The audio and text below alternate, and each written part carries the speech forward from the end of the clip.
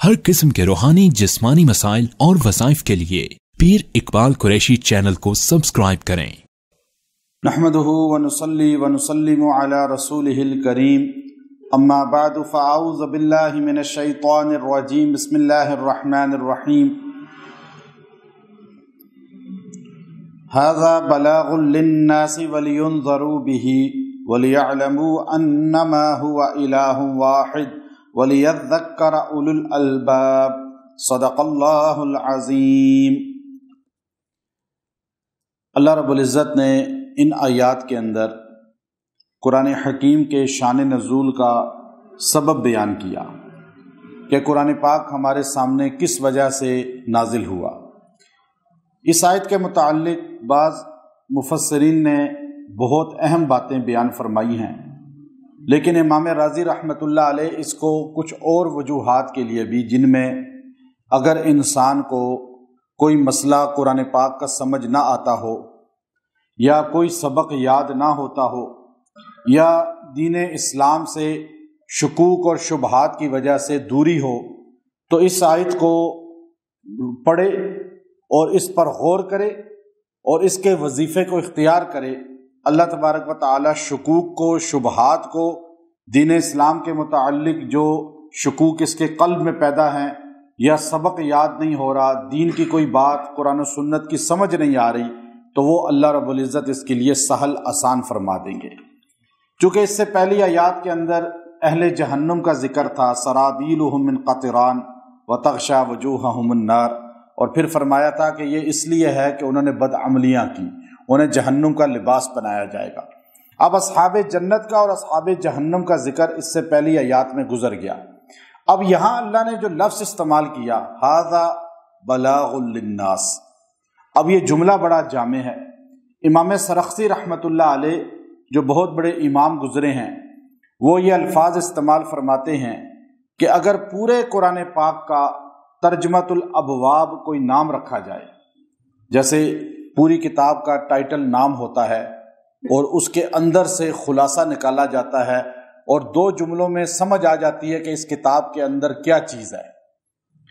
कोई नावल हो, कोई भी डाइजेस्ट हो, कोई भी चीज़ हो, उसके बाहर उसका जो नाम लोग फिल्मों का भी रखते हैं, तो बंदा एकदम जो है समझ जाता है कि अंदर क्या पूरा मौजू होगा। कुरान हकीम का अगर पूरे कुरान पाक का कोई तर्जमतुल अबवाब नाम रखा जाए कि जिससे एक जुमले से समझ आ जाए कि कुरान क्यों आया, कुरान पाक क्यों नाजिल हुआ, तो इसका नाम इमाम सरख्सी रहमतुल्लाह अलैह फरमाते हैं हाज़ा बलागुल लिन्नास, इसका नाम होगा। कुरान तो इसलिए कहते हैं कि पढ़ा जाने वाला है, फुरकान इसलिए कहते हैं कि ये तमीज़ करने वाला है हक और बातिल में। इसका नाम कुरान, फुरकान ये रखा गया है, लेकिन इसका नाम अगर तर्जमे के हिसाब से, नुज़ूल के हिसाब से, तर्जमे के हिसाब से रखा जाए तो इसका नाम ये होगा। इसके बाहर बड़े हरूफ में ये लिखा जाएगा, दुनिया का हर बंदा, चाहे वो मशरिक मगरिब शमाल जनूब कहीं भी रहता है, वो कुरान पाक का ये टाइटल पढ़ेगा, हाज़ा बलागुन लिन्नास, ये पैगाम है, हाज़ा ये बलागुन पहुंचा देने वाला, लिन्नास लोगों तक, ये पैगाम लोगों तक पहुंचाने वाला है। ये लपेट के घरों में रखने वाला नहीं है, ये ऊपर अलमारियों में सजाने वाला नहीं है, ये शादी में लड़की के सर से गुजारने वाला नहीं है, ये अदालतों में कस्में खाने के लिए नहीं है, बल्कि किस लिए है कुरान? हाज़ा बलागुन लिन्नास, ये लोगों तक पैगाम पहुंचाने के लिए है, जो हमने नहीं पहुंचाया। हम यूं ही बैठे हुए हैं।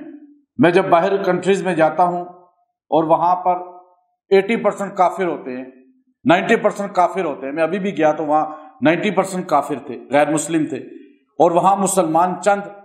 अब वो काफिरों का क्या कसूर है?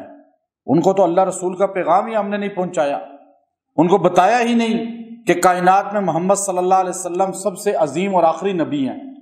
उनको बताया ही नहीं कि ये कुरान इल्हामी किताब है। अब ये पैगाम उन तक कौन पहुंचाएगा? हिंदू तो नहीं पहुंचाएगा, यहूदी पहुंचाएगा, ईसाई पहुंचाएगा, मजूसी पहुंचाएगा, सिख पहुंचाएगा, कौन पहुंचाएगा? मुसलमान पहुंचाएगा।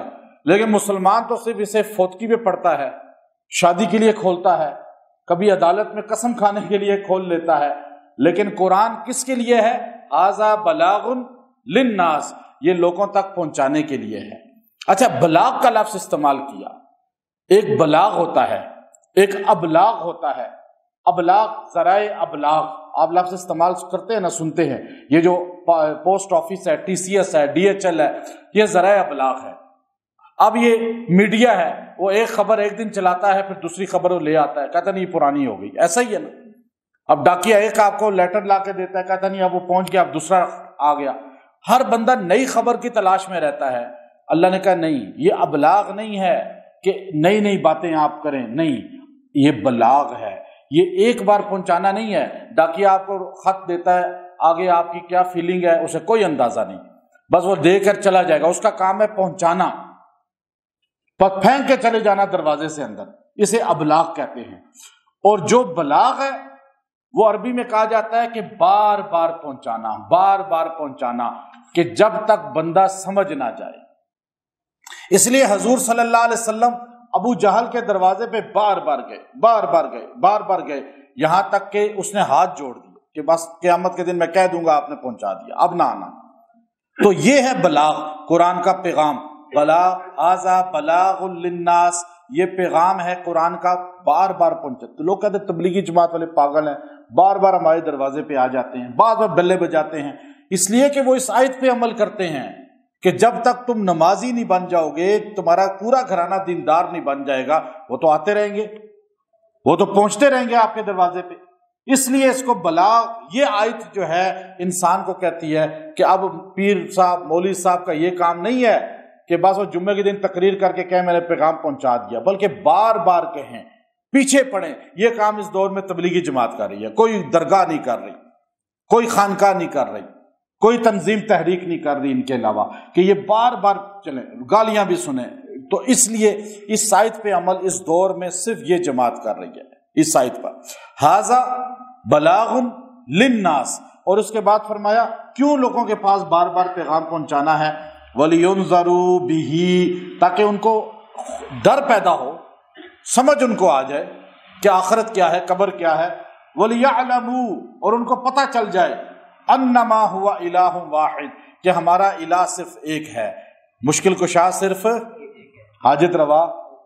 یہ لوگوں کو یقین ہو جائے، لوگوں کا عقیدہ بن جائے، لوگوں کی اصلاح ہو جائے، لوگوں کا یقین مضبوط ہو جائے دین پر، یعنی وہ دیندار بن جائیں۔ بے دین آدمی کہے گا اللہ کئی مشکل کشا ہے، اللہ کے ساتھ اور بھی کوئی حاجت روا ہے، لیکن دیندار جو ہوگا، جس کو صحیح قرآن و سنت کا پتہ ہوگا، وہ کہے گا اللہ کے ساتھ کوئی حاجت روا، مشکل کشا، یہ کہے گا وہ۔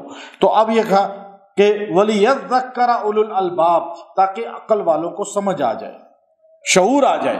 اب یہ پوری آیت ہے اور یہ پیغام قرآن ہے۔